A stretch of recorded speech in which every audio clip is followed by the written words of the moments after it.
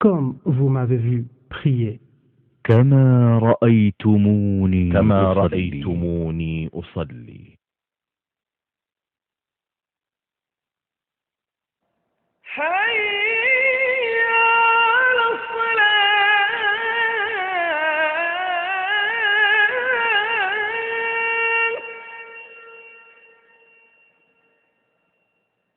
حي على الصلاة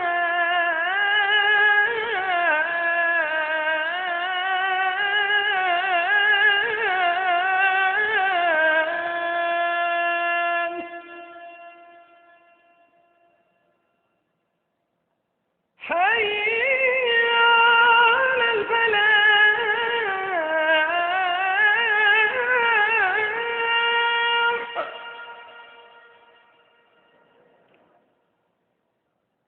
حي على الفلاح.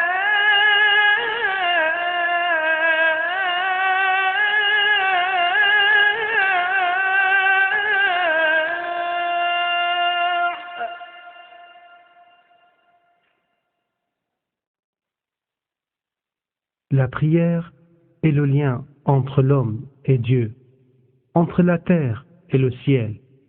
C'est se dresser entre les mains du sublime Créateur. C'est la retraite de l'âme et son recueillement devant son Seigneur. Un cœur plein de soumission, un mouvement perpétuel, une contemplation et une méditation en se tenant humblement entre les mains de Dieu le Tout-Puissant. C'est la provision du croyant le jour où ni les biens ni les enfants ne seront d'aucune utilité, sauf celui qui vient à Dieu avec un cœur saint. Si tu pars sans provision, tu le regretteras. Tu souffriras lorsqu'on t'appellera. Acceptes-tu d'être le compagnon de ceux qui ont une provision, alors que toi, tu n'en as pas? L'homme s'est fourvoyé et s'est égaré du chemin de Dieu. Les illusions et les mythes l'ont conduit à l'idolâtrie. Il s'est mis alors à rendre culte aux idoles, au feu, aux animaux, aux statues, à la pluie, aux arbres, aux rois et aux pharaons, ainsi qu'à tout ce qu'il pensait à tort qu'il pouvait lui être utile ou lui nuire.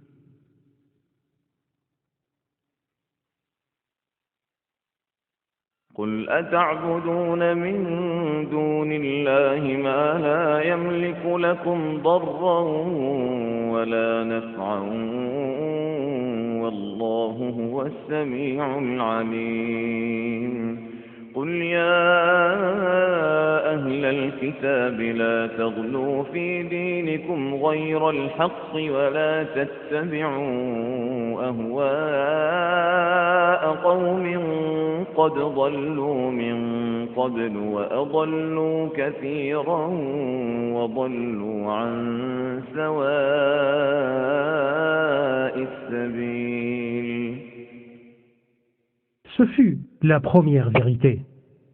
فلما جن عليه الليل رأى كوكبا قال هذا ربي فلما أفل قال لا أحب الآفلين فلما رأى القمر بازغا قال هذا ربي فلما أفل قال لئن لم يهدني ربي لأكونن من القوم الضالين فلما رأى الشمس بازغة قال هذا ربي هذا أكبر فلما أفلت قال يا قوم إني بريء مما تشركون إني وجهت وجهي للذي فطر السماوات والأرض حنيفا وما أنا من المشركين. Ce fut la deuxième vérité.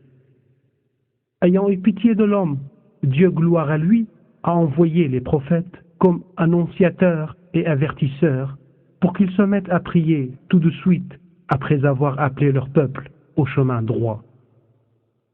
قل إن صلاتي ونسكي ومحياي ومماتي لله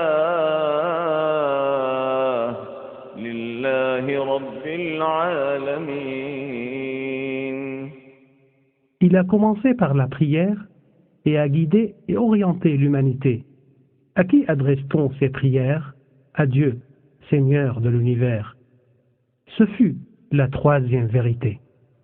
Voici un bref aperçu historique à travers le Coran pour voir comment le comportement des prophètes s'est associé à la prière indépendamment de leur origine, de leurs époques et de leurs préceptes. Abraham, que la paix soit sur lui, ربنا إني أسكنت من ذريتي بواد غير ذي زرع عند بيتك المحرم ربنا ليقيموا الصلاة فاجعل أفئدة من الناس تهوي إليهم وارزقهم من الثمرات لعلهم يشكرون. David, que la paix soit sur lui, وظن داود أنما فتناه فاستغفر ربه وخر راكعا وأناب. Zacharie, que la paix soit sur lui, فنادته الملائكة وهو قائم يصلي في المحراب. Shuaïb, que la paix soit sur lui, قالوا يا شعيب أصلاتك تأمرك أن نترك ما يعبد آباؤنا Moïse, que la paix soit sur lui, فاعبدني وأقم الصلاة لذكري. Jésus, que la paix soit sur lui, وأوصاني بالصلاة والزكاة ما دمت حيا. Muhammad, que la paix et le salut de Dieu soient sur lui, إن الصلاة كانت على المؤمنين كتابا موقوتا.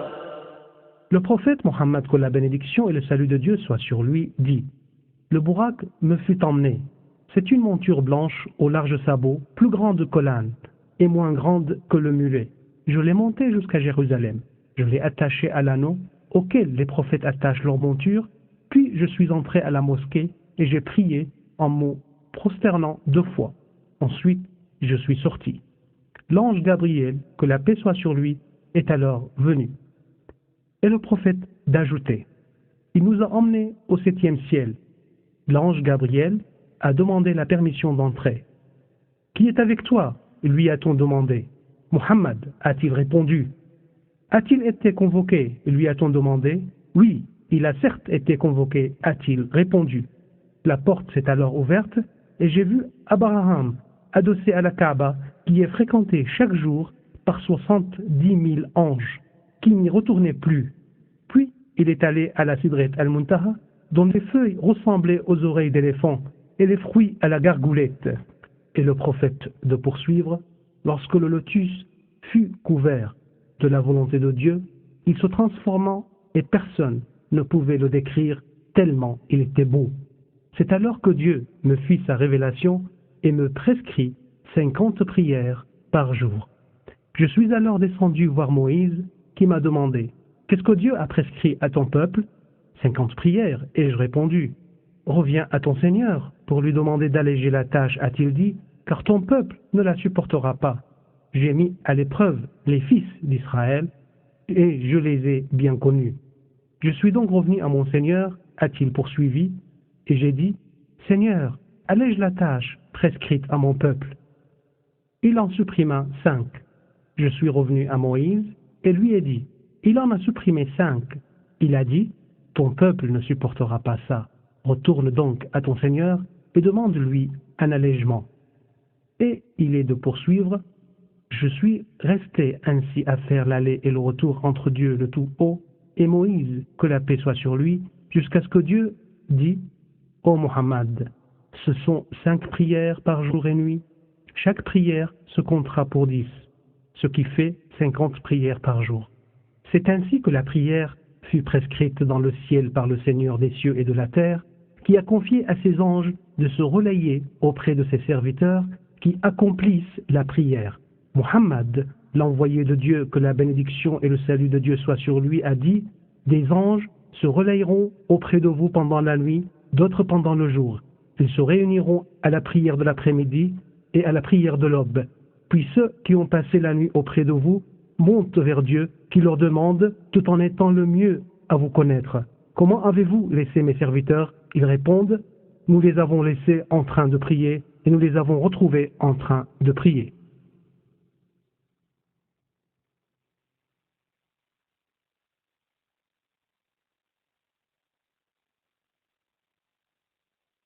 La prière.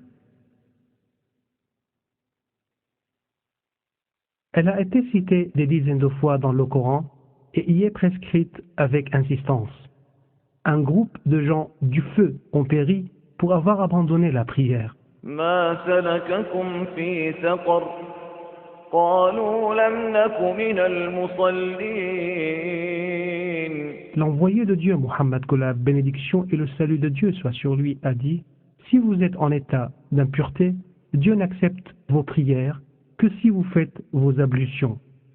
Dieu a ordonné de se préparer à la prière par la purification en nettoyant la malpropreté et en éliminant l'excrément. Cela nécessite parfois de la part du musulman d'aller aux toilettes. Pour ce faire, quelques règles sont à observer par le musulman. Entrer du pied gauche et dire بسم الله اللهم إني أعوذ بك من الخبث والخبائث.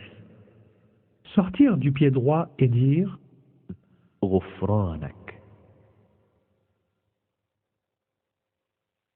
Tâchez d'être à l'abri des regards en satisfaisant un besoin. Ne pas avoir sur soi des choses sur lesquelles le nom de Dieu est mentionné. Faire de son mieux pour ne pas satisfaire un besoin en s'orientant vers ou en tournant le dos à la Qibla. Ne pas parler en satisfaisant un besoin, sauf en cas de nécessité. Ne pas se nettoyer en utilisant ni un os, ni crotte, parce que ce sont les provisions des djinns. Ne pas utiliser la main droite pour se nettoyer de l'excrément, ni pour tenir l'organe. Le prophète, que la bénédiction et le salut de Dieu soient sur lui, a dit, il ne faut pas tenir l'organe avec la main droite en pissant, ni s'essoyer dans les toilettes en utilisant la main droite. Pour s'essoyer, les cailloux peuvent remplacer l'eau. Ils doivent être utilisés en nombre impair.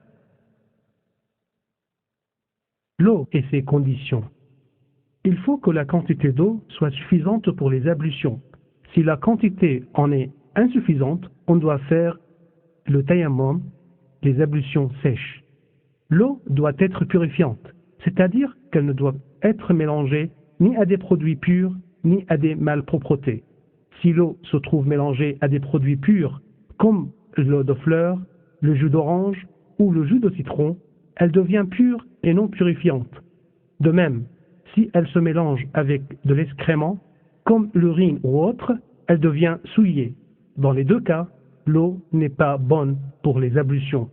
Cependant, si l'eau change de qualité en raison de l'environnement, rien n'empêche de l'utiliser pour se purifier.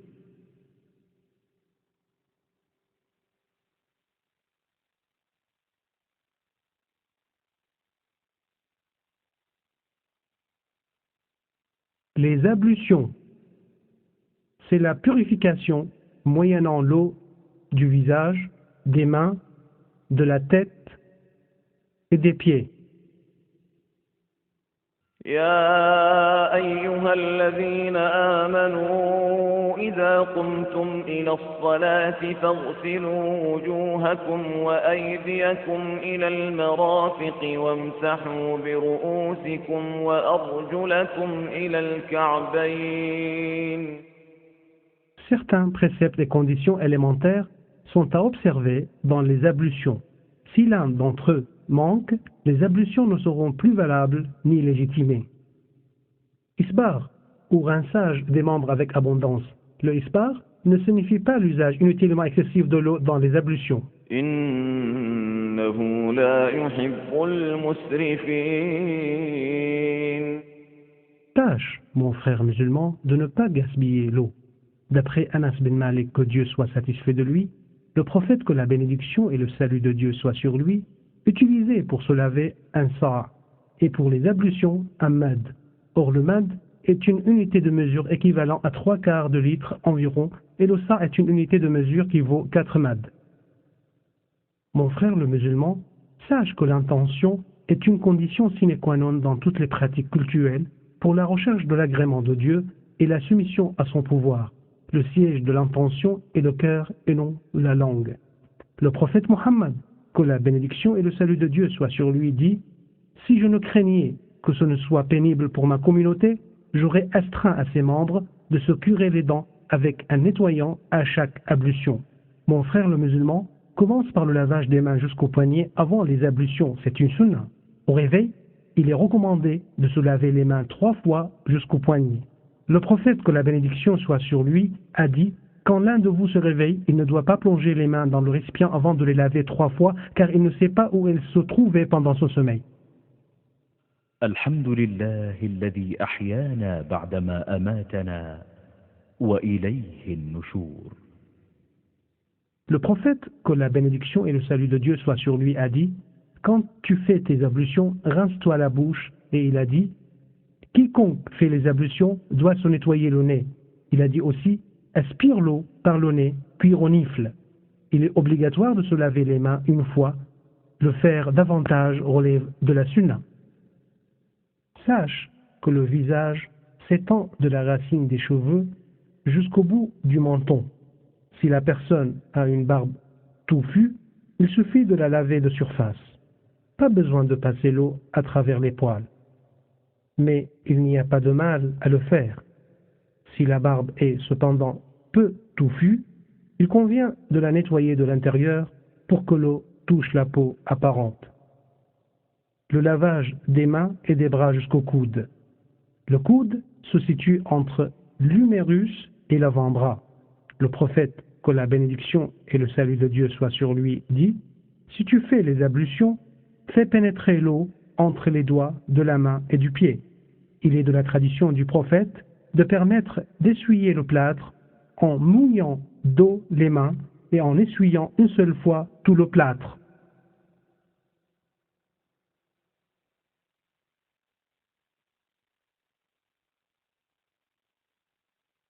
L'essuyage de la tête. Abdullah bin Zayd racontait que le prophète, que la bénédiction et le salut de Dieu soient sur lui, s'essuyait la tête avec les 2 mains en un mouvement de va-et-vient, et commençait par les racines jusqu'à l'arrière de la chevelure, puis il revenait au point de départ.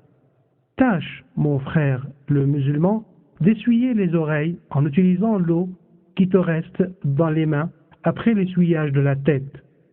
Le prophète, que la bénédiction et le salut de Dieu soient sur lui, a dit « Les oreilles font partie de la tête. » Il est permis aussi d'essuyer le turban ou le voile.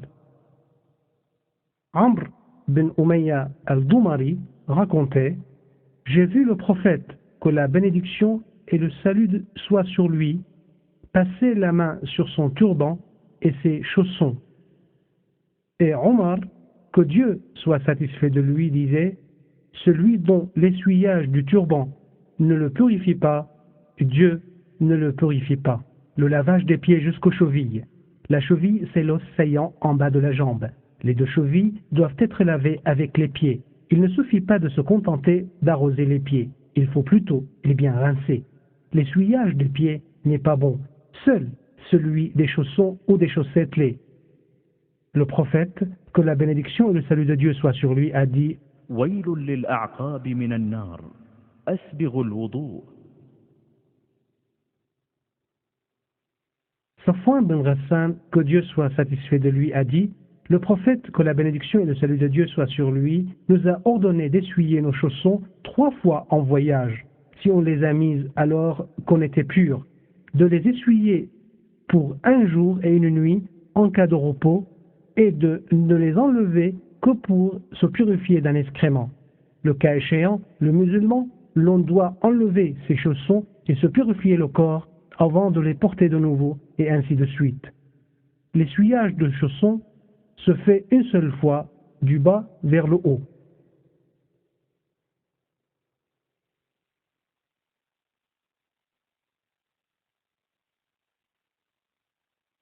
Mon frère le musulman, les ablutions ne sont pas correctes s'il y a quelque chose qui empêche l'eau de toucher l'organe, comme la teinture, la graisse, la cire, le vernis à ongles pour les femmes, etc.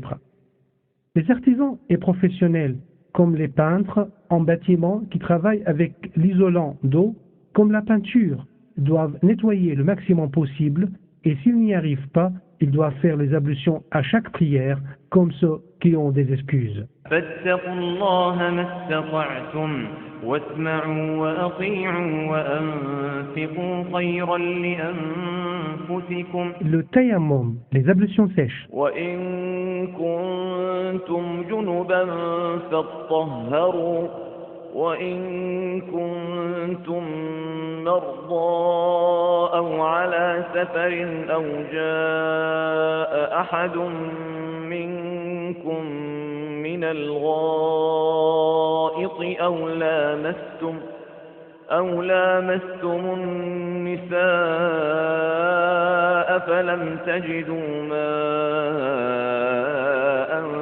فتيمموا صعيدا طيبا فامسحوا بوجوهكم وأيديكم منه ما يريد الله ليجعل عليكم من حرج ولكن يريد ليطهركم وليتم نعمته عليكم لعلكم تشكرون. Dieu a privilégié la loi islamique en la facilitant et en levant le gêne. Un de ses faveurs est l'autorisation du tayammum. L'envoyé de Dieu, que la bénédiction et le salut de Dieu soient sur lui, a dit: Dieu nous a privilégiés par 3 choses, parmi lesquelles il a cité le fait que toute la terre est pour nous une mosquée, et tout le sol est purificateur en cas d'absence d'eau. Sache, mon frère le musulman, que le tayammum est permis aussi bien pour les personnes en voyage qu'en repos, et ce en cas de manque ou d'insuffisance d'eau, ou si l'on craint de l'utiliser en cas de peur ou de maladie ou de contrainte.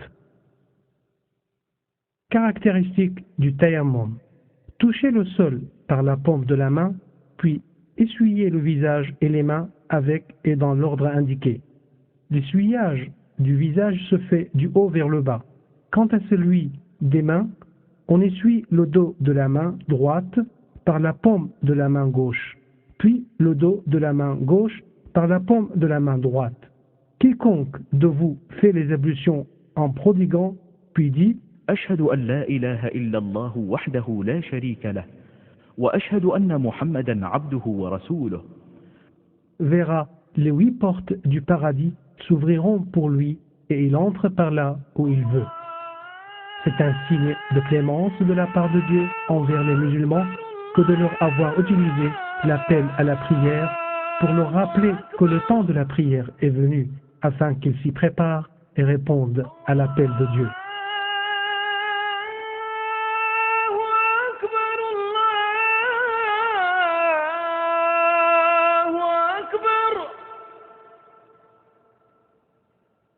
أشهد أن لا إله إلا الله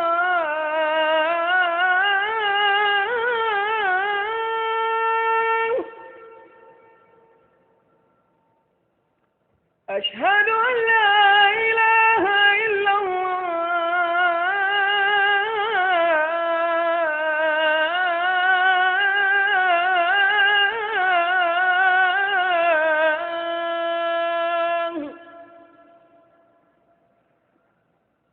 أشهد أن محمدا رسول الله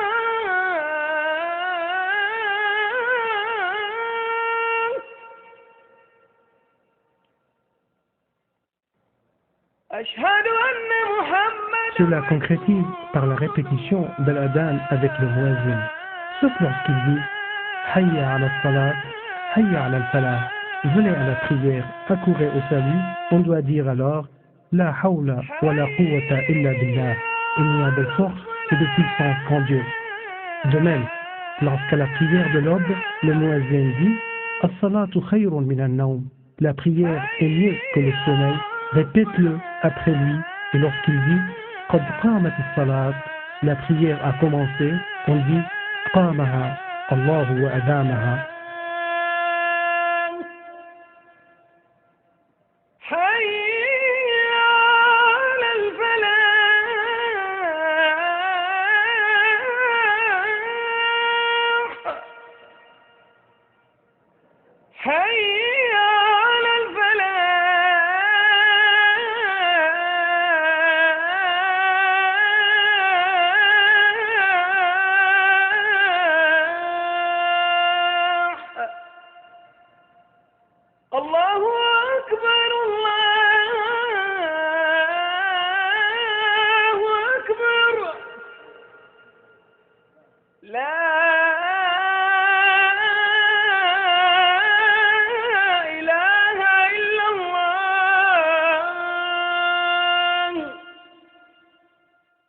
Le messager de Dieu, que la bénédiction et le salut de Dieu soient sur lui, a dit quiconque qui dit en entendant l'appel à la prière اللهم رب هذه الدعوة التامة والصلاة القائمة آت محمدا الوسيلة والفضيلة وابعثه مقاما محمودا الذي وعدته jouis de ma protection le jour du jugement dernier.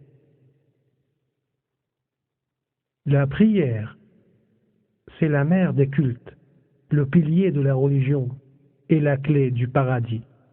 C'est la première chose sur laquelle sera jugé le serviteur de Dieu le jour du jugement dernier. L'envoyé de Dieu, que la bénédiction et le salut de Dieu soient sur lui, a dit la première chose sur laquelle sera jugé le serviteur de Dieu le jour du jugement dernier, c'est la prière. Si elle a été bien accomplie, le reste de ses actes serait jugé bon. Si elle a été avariée, le reste de ses actes serait désavoué.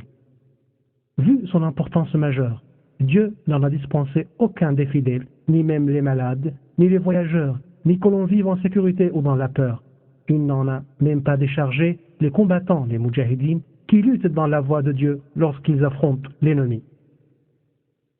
Condition de la prière. Le législateur prescrit la prière à quiconque remplit les conditions suivantes. L'islam, parce que Dieu, le Tout-Haut, n'accepte pas la prière d'un mécréant. La raison, la prière n'est pas exigée des fous, ni de ceux qui sont considérés comme tels. Le prophète, que la bénédiction et le salut de Dieu soient sur lui, a dit « Dieu excuse trois, l'endormi jusqu'à ce qu'il se réveille, l'enfant jusqu'à la puberté et le fou jusqu'à ce qu'il retrouve la raison. » L'adolescence. Cependant, il faut sommer l'enfant de prier avant même la puberté pour qu'il s'habitue et qu'il apprenne. Le prophète, que la bénédiction et le salut de Dieu soient sur lui, a dit « Sommez vos enfants de prier à l'âge de 7 ans et tapez-les s'ils ne l'accomplissent pas à l'âge de 10 ans. » L'épuration de la menstruation et de l'accouchement. L'heure de la prière. La prière ne se fait pas avant l'heure, car Dieu le Tout-Haut a dit إن الصلاة كانت على المؤمنين كتابا موقوتا.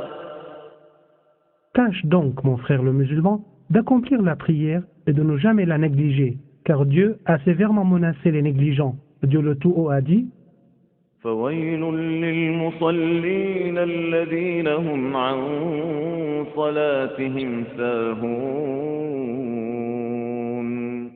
Le prophète, que la bénédiction et le salut de Dieu soient sur lui, a dit le serment qui nous distingue d'eux, c'est la prière. Quiconque l'abandonne est certes mécréant.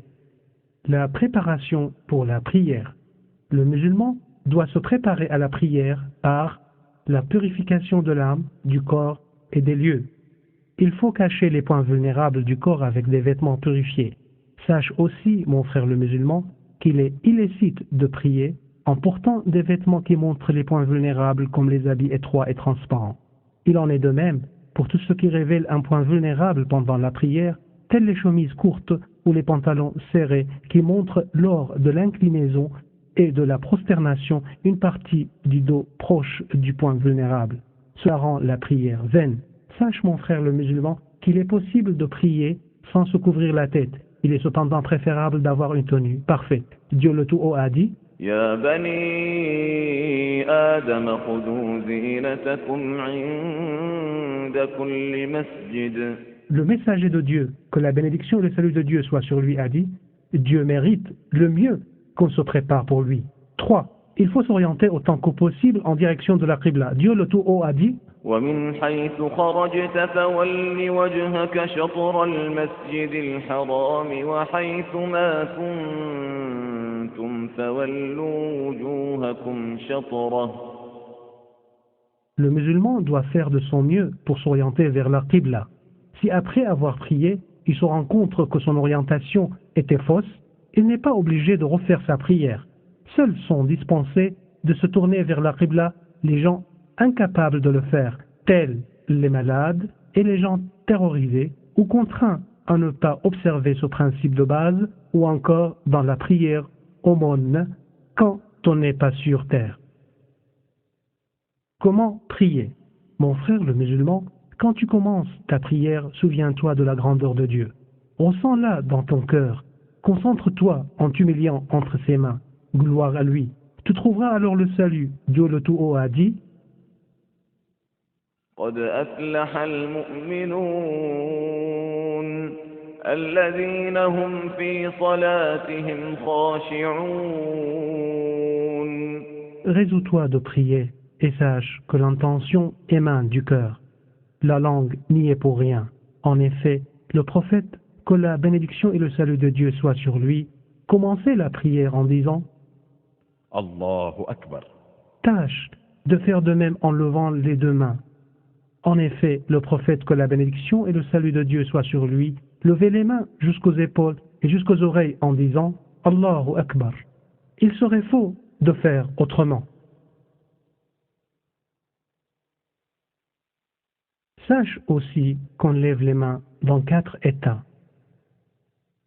La première fois, lors de Takbirat al-Ihram.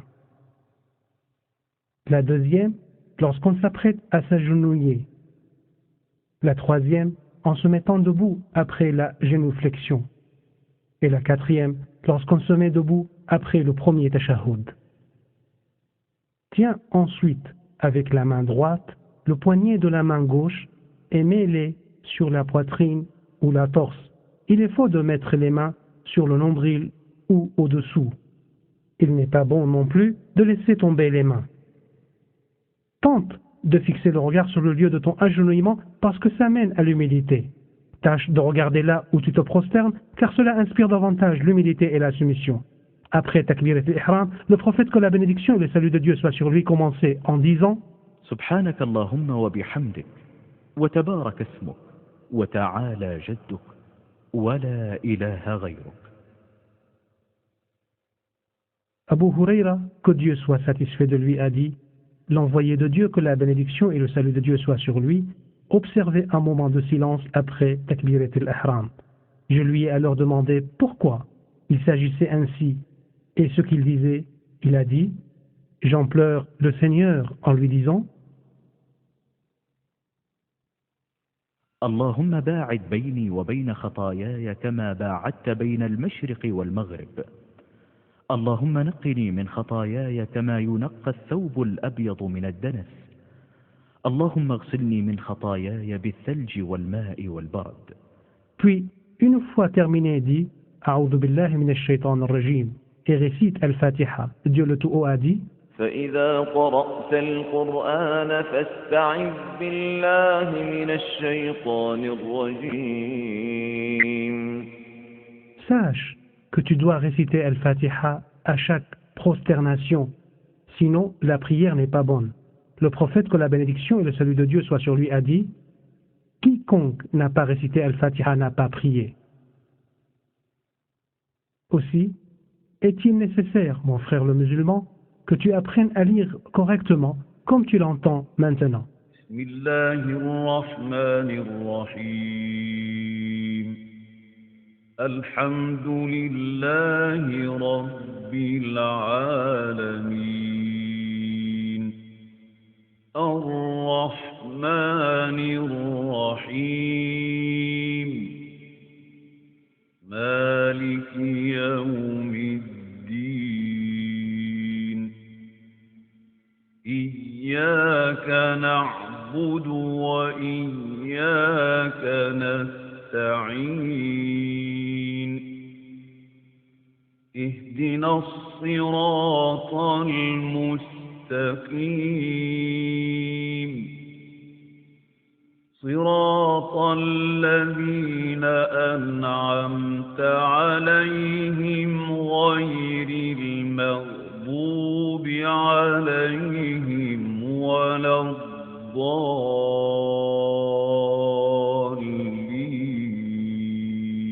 Lire Al-Fatiha est une obligation pour l'imam comme pour le fidèle qui prie seul. Celui qui fait la prière derrière un imam, lire Al-Fatiha est une obligation dans les prières et les génuflexions discrètes, mais lorsque l'imam récite à haute voix, il convient aux personnes qui prient d'écouter et d'observer le silence. Dieu, le Tout-Haut, a dit وَإِذَا قُرِئَ الْقُرْآنُ فَاسْتَمِعُوا لَهُ وَأَنصِتُوا لَعَلَّكُمْ تُرْحَمُونَ. Le prophète, que la bénédiction et le salut de Dieu soient sur lui, a dit « Quiconque prie derrière un imam, la lecture de celui-ci devient la sienne. » Cependant, si l'imam cesse de réciter, la personne qui prie derrière lui peut elle-même réciter. L'imam ne doit pas faire exprès de garder longtemps le silence entre le Fatiha et le verset, car le prophète ne le faisait pas.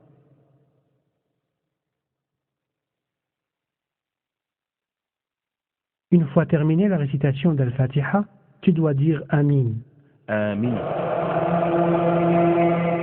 C'est aussi vrai pour l'imam que pour la personne qui prie derrière, ainsi que pour la personne qui prie seule.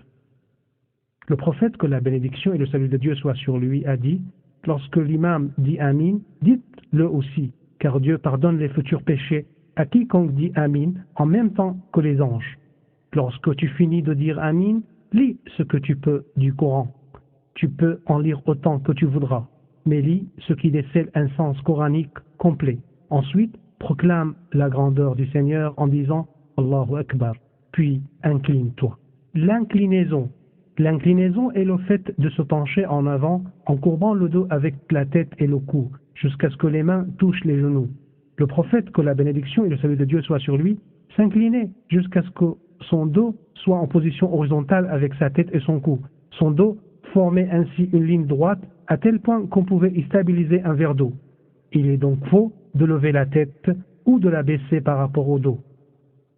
Il était de coutume chez lui, en s'inclinant, de tenir les genoux en l'espaçant entre les doigts, tout en tenant bien droit les bras et les jambes. Tâche, frère musulman, de t'apaiser en t'inclinant, car le prophète, que la bénédiction et le salut de Dieu soient sur lui, a dit à celui qui priait mal, puis incline-toi jusqu'à ce que tu éprouves de la quiétude. Pendant que tu es incliné, tu dois dire سبحان ربي العظيم. une seule fois. Tu le dis davantage, ce sera bon.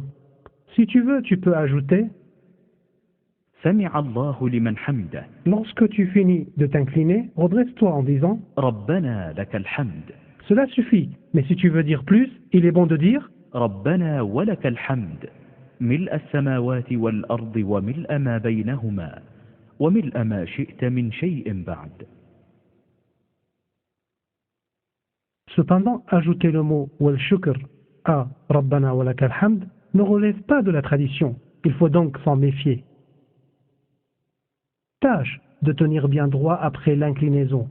Le prophète, que la bénédiction et le salut de Dieu soient sur lui, a mis en garde contre toute négligence à cet égard. Il a en effet dit une prière où l'on ne se tient pas tout droit entre l'inclinaison et la prosternation n'est pas rétribuée. La prosternation. La prosternation dans la prière consiste en particulier à permettre aux 7 organes de bien toucher la terre. Les 7 organes sont le front avec le nez, les 2 mains et les 2 genoux, et les pointes des 2 pieds. Le prophète, que la bénédiction et le salut de Dieu soient sur lui, a dit: la prière de celui dont le nez ne touche pas la terre en priant n'est pas exacte. Il faut aussi espacer entre les bras et le flanc et entre les cuisses et le ventre. Tiens droit les pieds et joins-les en pointe. Il ne faut pas non plus coller les bras à terre, car c'est là une faute très fréquente. Évite surtout de coller les bras au sol. C'est une erreur que certains commettent. Le prophète, que la bénédiction et le salut de Dieu soient sur lui, a dit: prosternez-vous avec modération et ne tendez pas les bras comme font les chiens. N'oublie pas, mon frère le musulman, de te prosterner en toute quiétude. Le prophète, que la bénédiction et le salut de Dieu soient sur lui, a interdit le béquet de corbeau, c'est-à-dire le fait de ne pas prendre son temps en se prosternant. Il faut donc se prosterner tranquillement et dire une seule fois au moins, سبحان ربي الأعلى. et il est bon de le dire davantage. À la prosternation, implore Dieu autant que tu voudras. Le prophète, que la bénédiction et le salut de Dieu soient sur lui, a dit: le moment de la prosternation est celui où le serviteur est le plus proche de son Seigneur. Il est d'usage de lever quelque chose au malade pour qu'il s'y prosterne. Mais c'est faux, car ça le fatigue et le gêne. Le musulman doit en fait faire de son mieux, sans exagération, ni gêne, ni peine, car l'homme doit faire ce qu'il peut.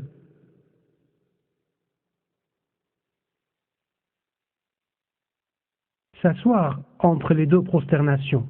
Après un prosternement serein, mets-toi bien assis. Une fois que le prophète, que la bénédiction et le salut de Dieu soient sur lui, levait la tête, il ne se prosternait à nouveau qu'après s'être assis tout droit.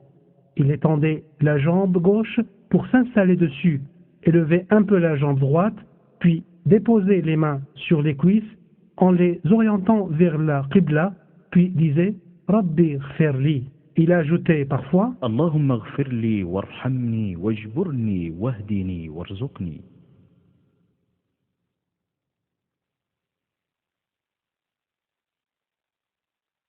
Sache, mon frère le musulman, que cette manière de s'asseoir se situe entre les 2 prosternations, de même que du premier tashahhud. Et après la première et la deuxième prosternation. Elle s'appelle Jalsat al-istiraha, la posture du repos. C'est s'asseoir à peine. Attention donc à ne pas avoir les fesses par terre, ni à lever les 2 jambes en se penchant. Une telle posture, l'envoyé de Dieu, que la bénédiction et le salut de Dieu soient sur lui, l'a appelé al-iqa et l'a prohibé. Il est aussi faux de mettre un pied sur l'autre et de s'asseoir dessus, comme font certains.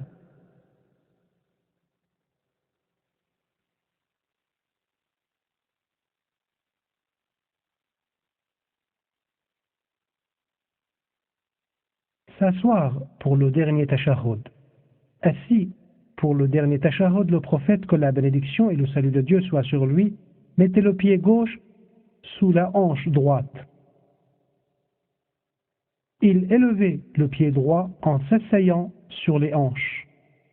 Il mettait les mains sur les cuisses, serrait les doigts de la main droite en dressant et bougeant son index comme s'il implorait Dieu avec. Il étendait la main gauche, puis récitait le tashahhud, les yeux sur l'index. Cette posture, qui implique les hanches, ne se fait qu'à la 3e et la 4e prosternation.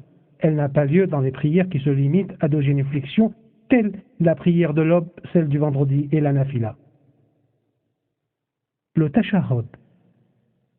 Certains des compagnons du prophète, que la bénédiction et le salut de Dieu soient sur lui, racontaient: le prophète, que la bénédiction et le salut de Dieu soient sur lui, nous apprenait à tashahhud comme il nous apprenait le Coran.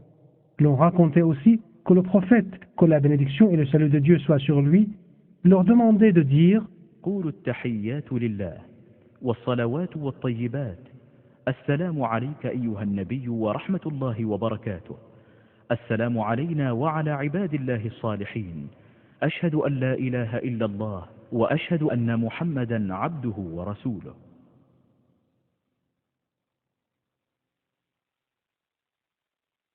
La prière ibrahimienne.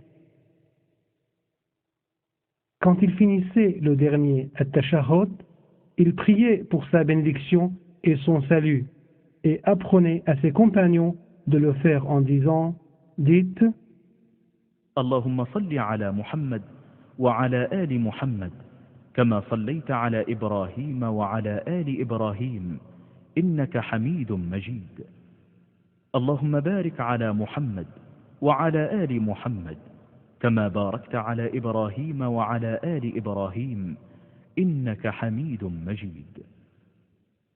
C'est une formule à apprendre par cœur. Mon frère le musulman, tu dois te limiter à ce texte dans son intégralité sous ces diverses formules. Il est illicite d'affabuler des récits car les pratiques cultuelles sont stables. L'invocation après le tashahhud. Après le tashahhud et avant le dernier salut, tâche d'invoquer Dieu en formulant les vœux que tu souhaites. Le prophète, que la bénédiction et le salut de Dieu soient sur lui, disait اللهم إني أعوذ بك من عذاب جهنم وأعوذ بك من عذاب القبر وأعوذ بك من فتنة المسيح الدجال وأعوذ بك من فتنة المحيا والممات. Le salut. C'est l'un des principaux piliers de la prière sans lequel celle-ci s'avère inexacte. Le prophète, que la bénédiction et le salut de Dieu soient sur lui, le faisait en commençant par la droite tout en disant Assalamu alaykum wa rahmatullah. Auquel il ajoutait parfois Wa barakatuh. Puis il se tournait à gauche et disait Assalamu alaykum wa rahmatullah. Tâche, mon frère le musulman, de prier comme le faisait notre prophète, que la bénédiction et le salut de Dieu soient sur lui, car en accomplissant la prière, certains font et disent des choses sans fondement, dont le fait de faire signe de la main droite lors du salut et de la main gauche en faisant le salut vers la gauche. Remuer la tête lors des deux saluts, chose proscrite par le prophète, que la bénédiction et le salut de Dieu soient sur lui. Certains se contentent de saluer une seule fois, faute de temps. C'est ce que nous remarquons clairement à la Kaaba, près de la pierre noire. Mais tout cela est faux, car le prophète, que la bénédiction et le salut de Dieu soient sur lui, saluait 2 fois.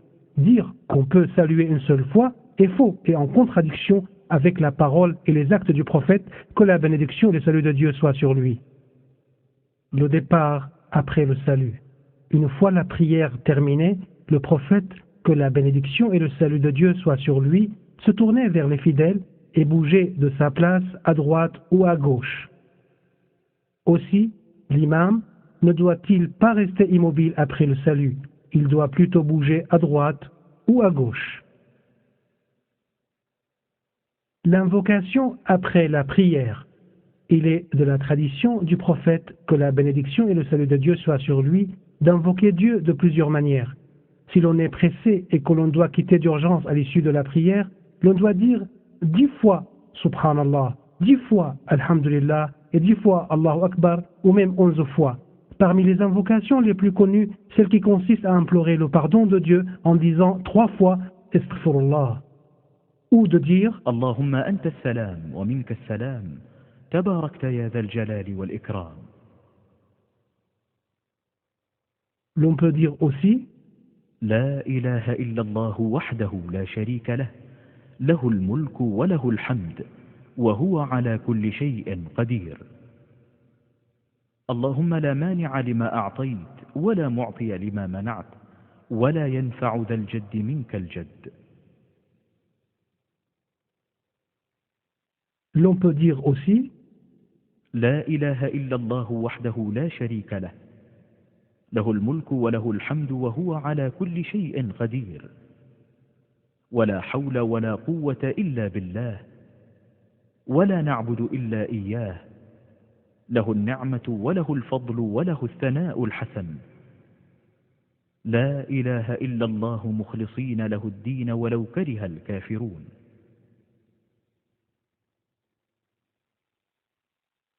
Il est aussi de tradition de dire 33 fois Subhanallah, 33 fois Alhamdulillah et 33 fois Allahu Akbar, ou même 34 fois. Il est de mauvais usage d'invoquer Dieu collectivement, car chaque musulman doit le faire tout seul. Le prosternement de la récitation. Sache, mon frère le musulman, que dans le Coran, les endroits où il est indiqué de faire la prosternation sont au nombre de 15. L'on peut alors prier Dieu comme on le souhaite. Le prophète, que la bénédiction et le salut de Dieu soient sur lui, priait en se prosternant pour la récitation en disant سجد وجهي للذي خلقه وشق سمعه وبصره بحوله وقوته فتبارك الله أحسن الخالقين. Abu Huraira, que Dieu soit satisfait de lui, racontait que le prophète, que la bénédiction et le salut de Dieu soient sur lui, avait dit: lorsque le fils d'Adam lit le mot prosternation, as-sajdé, se prosterne et s'agenouille, le diable se met dans un coin et se met à pleurer en disant: malheureux que je suis, Dieu lui a ordonné de se prosterner et il se prosterne. Il ira donc au paradis. Moi, Dieu m'a ordonné de me prosterner et j'ai refusé, j'irai donc à l'enfer. Le prosternement de l'omission. C'est dans la nature des choses que l'homme oublie. C'est pourquoi le prophète, que la bénédiction et le salut de Dieu soient sur lui, a dit: je suis un être humain comme vous, je peux oublier. Si j'oublie, rappelez-moi. Le prophète, que la bénédiction et le salut de Dieu soient sur lui, a légitimé le prosternement de l'omission pour compenser l'imperfection d'une prière en cas d'oubli, de manque ou de doute. Le prosternement d'omission consiste en 2 prosternations effectuées avant ou après le salut. Il n'est pas accompli en cas d'omission de choses facultatives, mais plutôt en cas d'omission de ce qui est obligatoire dans la prière, comme l'omission du premier tashahhud, de la récitation des versets après la sourate de l'ouverture al-Fatiha, ou des principaux piliers et devoirs à accomplir dans la prière.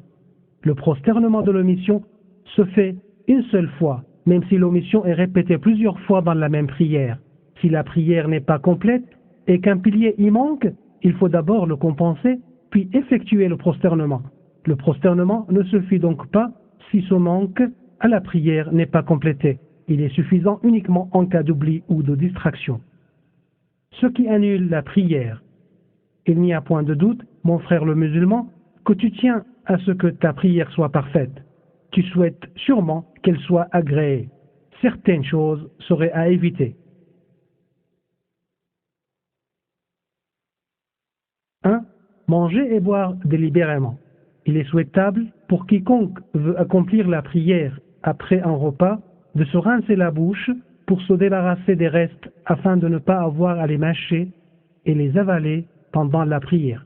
Ceci n'est pas une obligation mais une prévention. 2.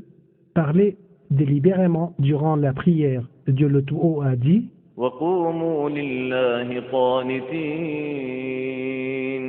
3. Faire délibérément beaucoup de mouvements sans rapport avec la prière. Il n'y a pas de limite pour le nombre maximum ou minimum de mouvements tolérés. Évite donc de bouger inutilement. 4. Laisser tomber délibérément et sans excuse un pilier ou un devoir relatif à la prière.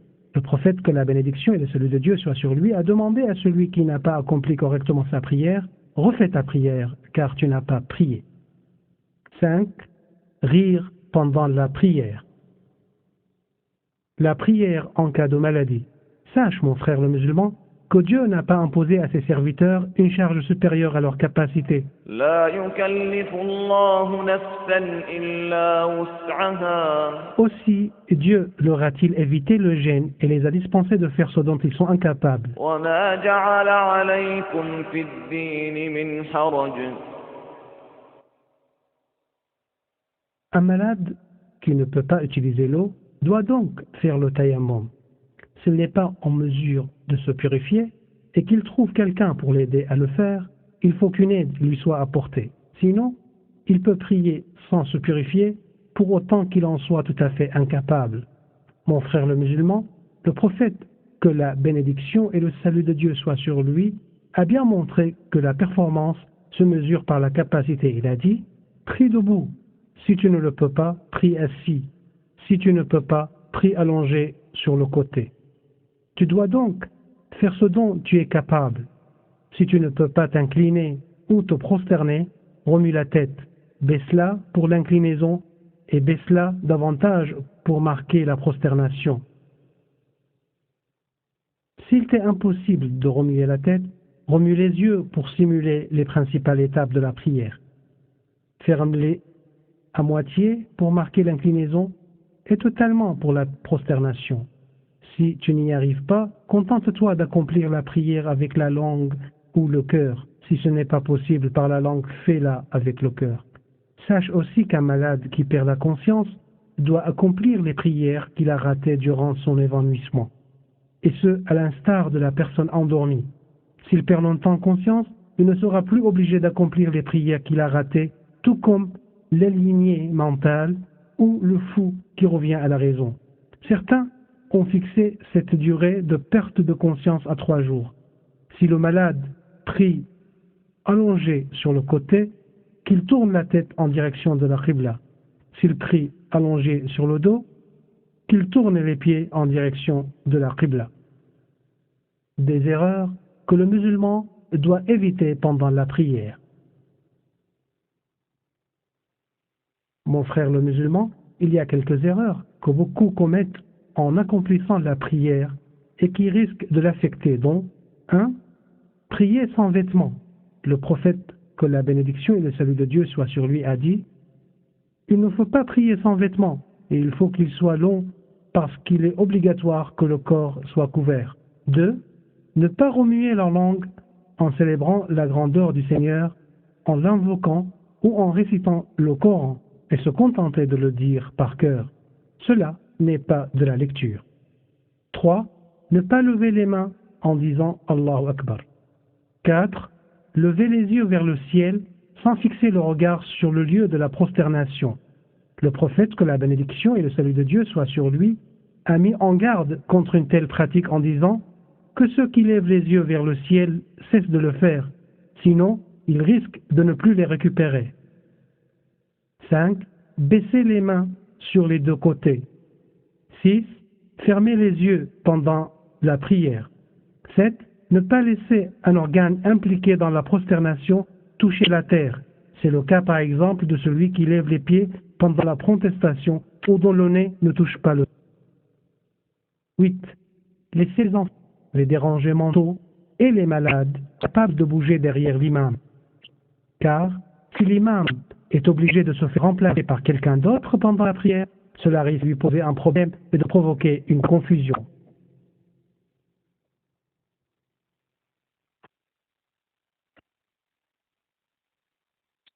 Neuf, attendre, après son arrivée, que l'imam, qui se trouve assis ou en prosternation, commence une nouvelle génuflexion.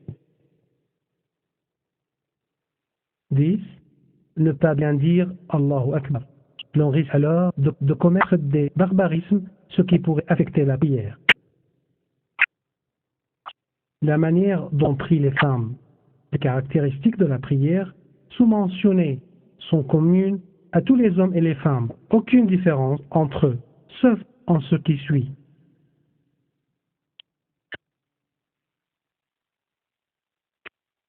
1. Lorsqu'une femme est l'imam d'autres femmes, elle ne doit pas les devancer, mais se tenir au milieu du premier rang. 2. Si l'imam se trompe, la femme ne doit pas le corriger par la parole, mais doit battre des mains, contrairement aux hommes qui peuvent lui dire « Subhanallah ». 3. Lorsque la femme prie en présence des hommes, elle ne doit pas beaucoup ou trop éloigner les bras des cuisses et du ventre, car elle sera ainsi mieux couverte. Cependant, si elle prie seule ou avec des femmes, elle doit suivre la tradition du prophète, que la bénédiction et le salut de Dieu soient sur lui, sans exagération. «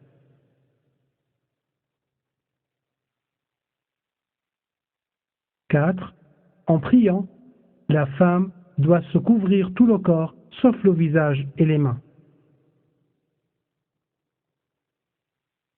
Mon frère le croyant, maintenant que tu sais à fond ce que Dieu, gloire à lui, exige de toi, et que tu sais comment le prophète, que la bénédiction et le salut de Dieu soient sur lui, accomplissait sa prière, il ne te reste plus qu'à corriger tes erreurs et changer tes mauvaises habitudes dues à l'ignorance, au manque ou à l'oubli, afin que ton acte de dévotion soit parfait et qu'il soit agréé par Dieu le Tout-Haut. Apprends donc à tes frères, tes fils et ta famille comment prier correctement, afin que l'erreur ne se répète pas 5 fois par jour. Et rappelle-toi ce qu'a dit l'imam Ibn al-Qayyim, que Dieu ait pitié de son âme.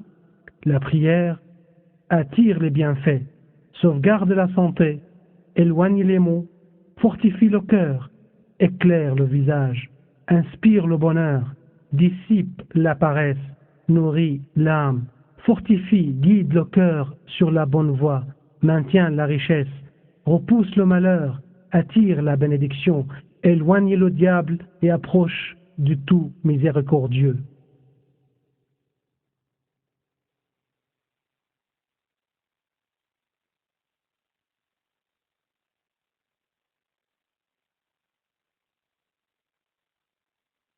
Souviens-toi enfin de ce qu'a dit le prophète, que la bénédiction et celle de Dieu soit sur lui. Le jour du jugement dernier, la prière est la première chose sur laquelle sera jugé le serviteur de Dieu. Si elle est bonne, tout ce qu'il a fait sera jugé bon. Si elle est mauvaise, tout ce qu'il a fait sera jugé mauvais. Sur ce, nous terminons en espérant que ce sera pour toi un nouveau début, afin que tu pries, m'a prié le message de Dieu, que la bénédiction et le salut de Dieu soient sur lui. Priez comme vous m'avez vu prier. Sallu kama ra'aytumuni usalli.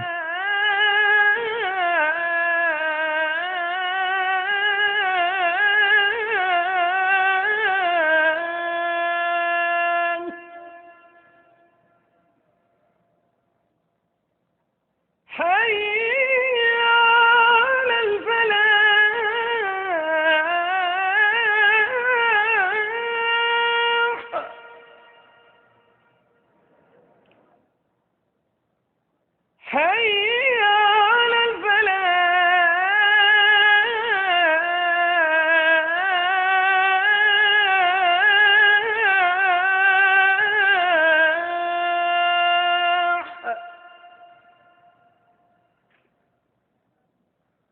الله أكبر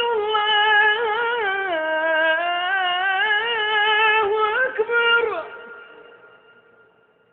لا